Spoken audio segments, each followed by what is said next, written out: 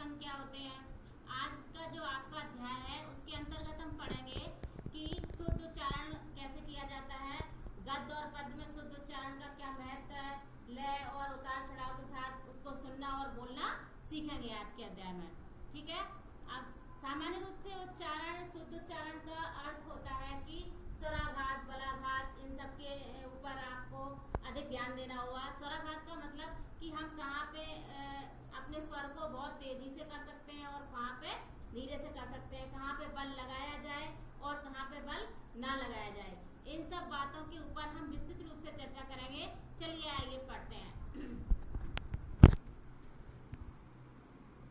देखिए, सबसे पहले हम आपका अध्याय जो है उसका नाम है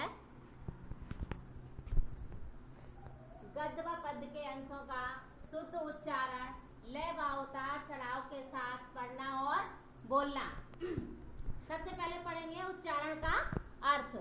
उच्चारण के अर्थ के अंतर्गत ध्वनि व्यवस्था, बल, लय, स्वराघात, गति और विराम चिन्हों का समुचित प्रयोग ही उच्चारण या बोलना है ना। उच्चारण का अर्थ क्या है?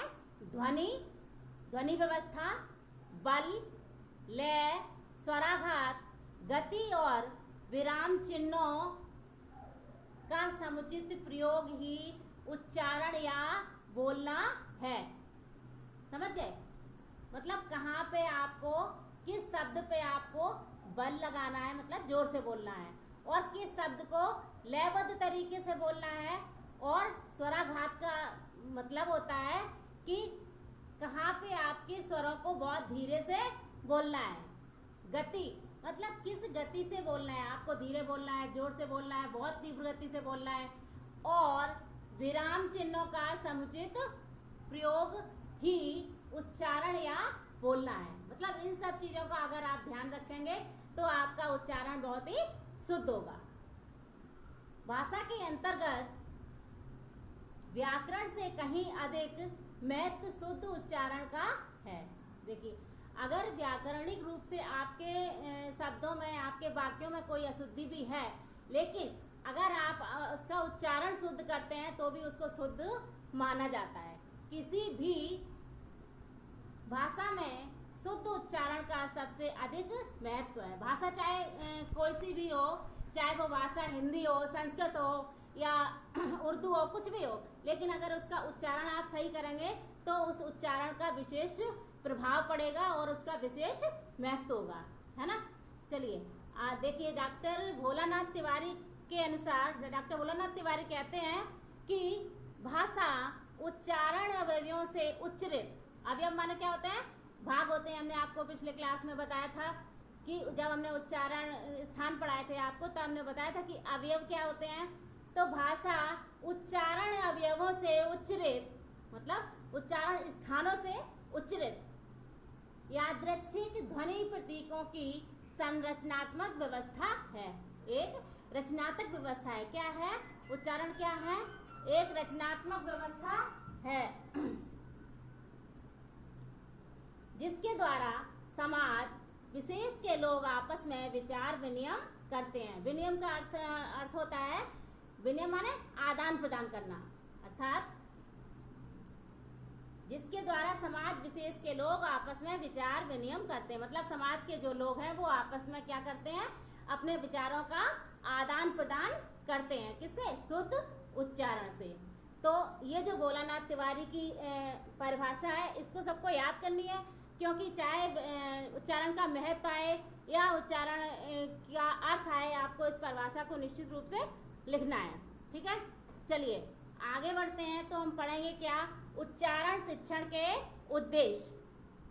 मतलब उच्चारण शिक्षण के उद्देश्य क्या होते हैं? क्यों हमें बच्चों को उच्चारण शिक्षा देनी चाहिए? क्यों हमें बच्चों को बहुत तेज तेज बोलवा के पढ़ना चाहिए? प्राथमिक स्तर पर जब हम पढ़ाते हैं तो बच्चों से बोल बोल के पढ़वाते हैं, तो क्यों हमें इसकी आवश्यकता पड़ी, इस पर विचार करेंगे। उच्चारण शिक्षण के उद्देश्य पहले क्रम में है कि बालकों को हिंदी ध्वनियों, उनके उच्चारण स्थान एवं प्रयत्नों का समुचित ज्ञान।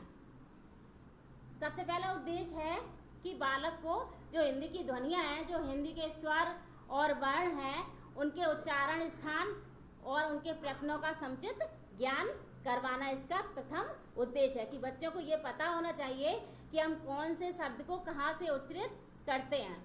अगले क्रम में बालकों को लय, गति, बल, आरोह, अवरोह और विराम चिन्हों व ध्वनि आदि का समुचित ज्ञान कराना। अर्थात बालकों को ये पता होना चाहिए कि हम किस लय में, किस गति में और किस शब्द में बल और किस शब्द को हम आरोह मतलब जोर से बोलें और अवरोह मतलब धीरे बोलें, और विराम चिन्ह, कौन से विराम चिन्ह का प्रयोग कहाँ पे करें, और जो विराम चिन्ह जहाँ पे लगा है उसका उच्चारण किस प्रकार से करें। इन सब का समुचित ज्ञान कराना भी उच्चारण शिक्षण का एक उद्देश्य है। ठीक है, इतनी बात समझ आई। अब आगे पढ़ेंगे कि बालकों को हिंदी ध्वनियों के शुद्ध उच्चारण में कुशल बनाना।